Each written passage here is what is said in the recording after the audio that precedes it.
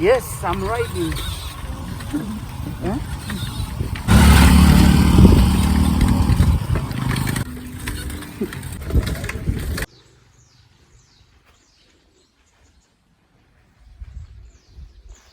You see that monkey? He's stealing the corn, stealing maize.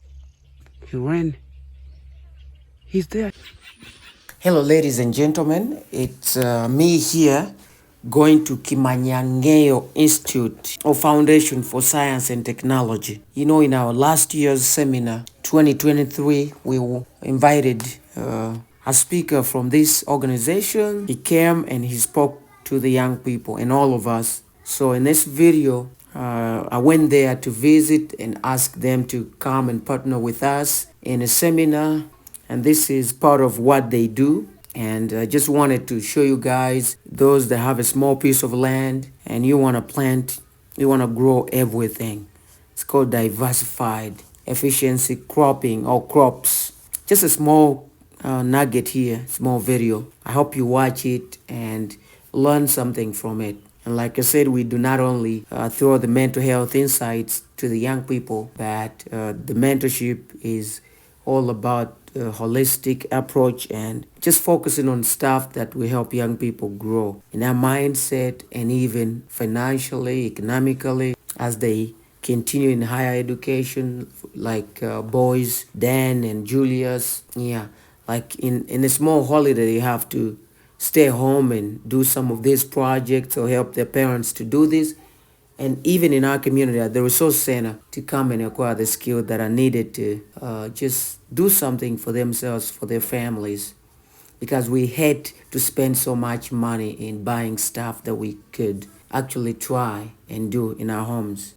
You can be growing. The idea is that you grow throughout there. And that's why we can use different things like sacks, we can use things like tins, anything that can be available to do the growing of vegetables that can sustain you as a family. Yeah. So like this was a demonstration, but then also one of the areas that we are asking ourselves, like when you look, for instance, when you look at this side, the crops are healthy. This way, yeah, they look more green as compared to these are a little yellow. Yes. So implying that they are lacking some nutrients. You know? So one of the things is, how do we maintain the soil quality so that this crop doesn't lose in a short time, because this production is supposed to go out throughout the year. And one thing that I personally tell people is that soil is a living, we regard the soil as a living thing, and we know that living things must eat. So if the soil is not fed, it's not going to support plant growth and plant life.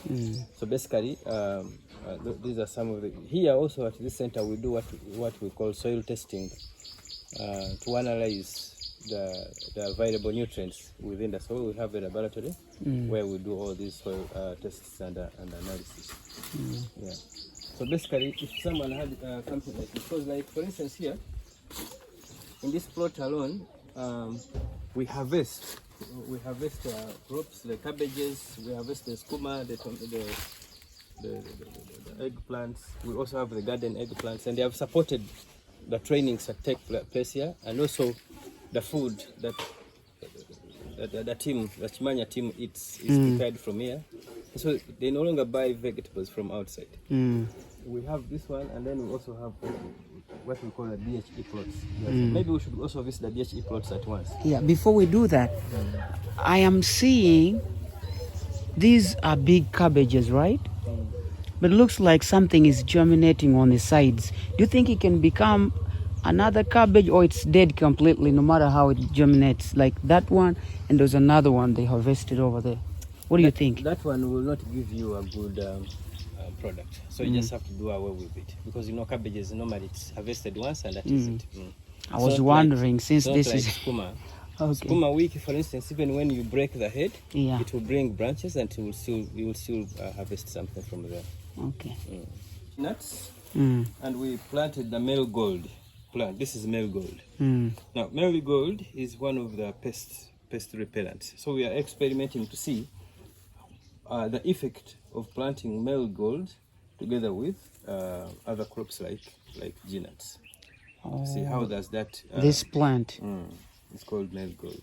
Okay.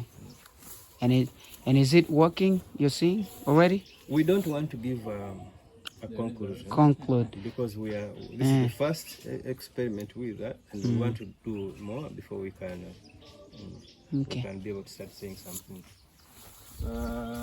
Over there, where there's that cassava plantation, it is quite unfortunate that you've come when the cassava plantation has overgrown, and you can't see the irrigation system that we have there.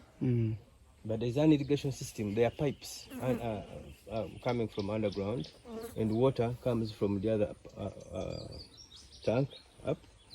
We normally pump water from the lake to that tanker, and then we just open the tap, and those sprinklers during the dry season, the sprinklers they sprinkle water like a real sprinkler, and yet they are not using power. But there's a way we built that. Maybe next time you come, we will be able to show you this and see. Okay. It's some kind of also technology that we are experimenting with. Okay.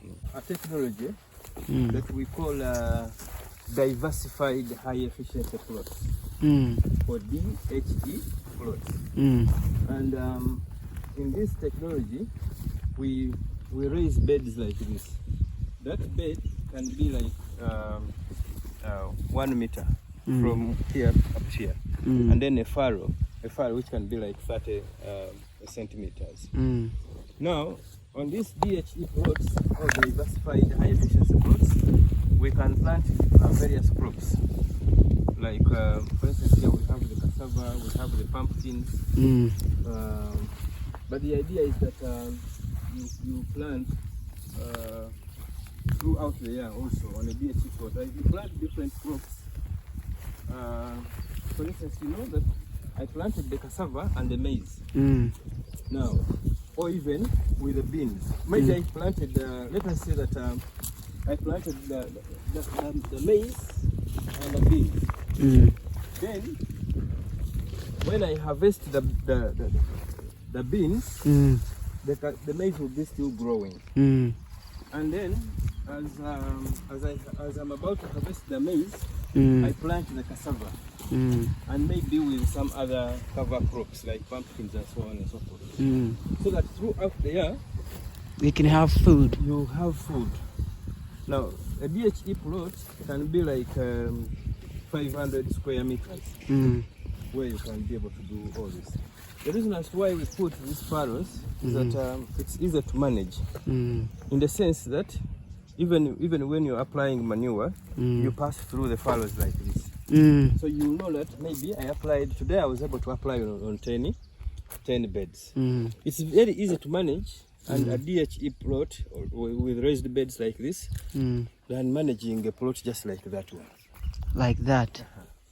Now imagine you're going to apply manure there. You even start saying, where am I going to start from? Now also when we are weeding these DHE plots, we put the weeds in the furrows here. Like you see, we put these weeds here in the furrows. Now these weeds will start rotting. So next time you're weeding, you're just going to remove this soil from here and put it back on the plot. And now it's manure. It's manure now for, you see. Wonderful. So again, when you're weeding, the soil is put in there. So like now, when you have a look at this other part here,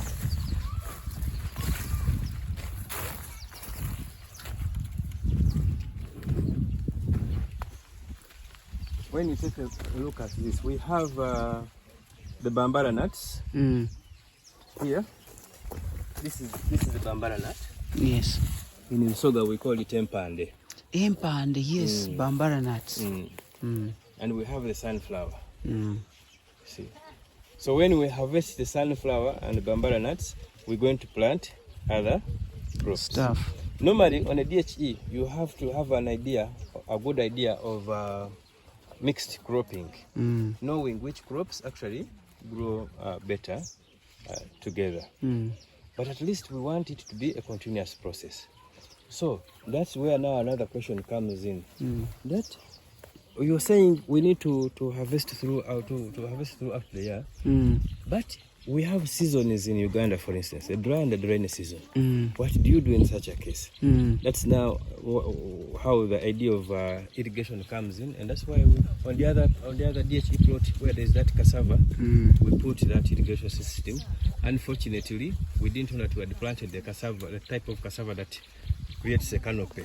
And that's why you see now it has covered all the other plots. So we are now decided to wait for the cassava to grow, and then we harvest it. So that cassava didn't actually bring out the whole idea, because now we cannot plant any other crop there. But our irrigation system is already laid there on that plot. Okay. Thank you very much. Maybe something like for me, like when I have these smaller gardens, I focus on my passion. What I like to have for meals, let's say sukuma wiki, maybe green pepper, or maybe and some corn. Like when you're speaking to people, is that involved somehow, or people just have to grow stuff randomly?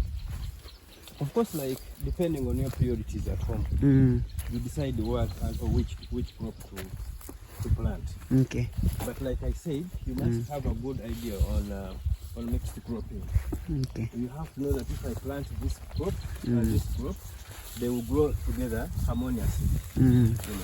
But depending on your choice of crops that you want to grow, the food that you want, we don't have specific crops that this is what you should grow. Yes, but at least the idea is that at least throughout the year, you're harvesting something. Okay. So again, another question, according to your experience, like here in the DHL, have you realized DHE? Diversified high efficiency plots. Diversified high efficiency crops. Plots. Okay. So, like according to your experience, have you realized that there are some crops that you put together and they don't match?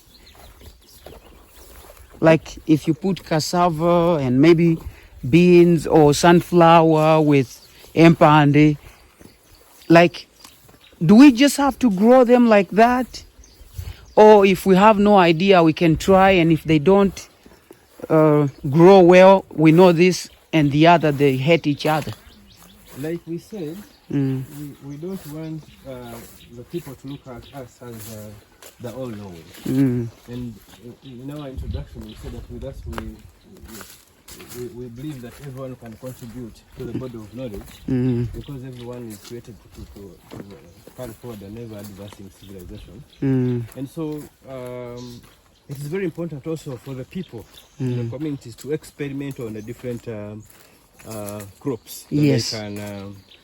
They can intercrop, mix together and see which crops actually grow better. Because on the other hand, you might realize that crops in different communities, you find that I want to give you an example.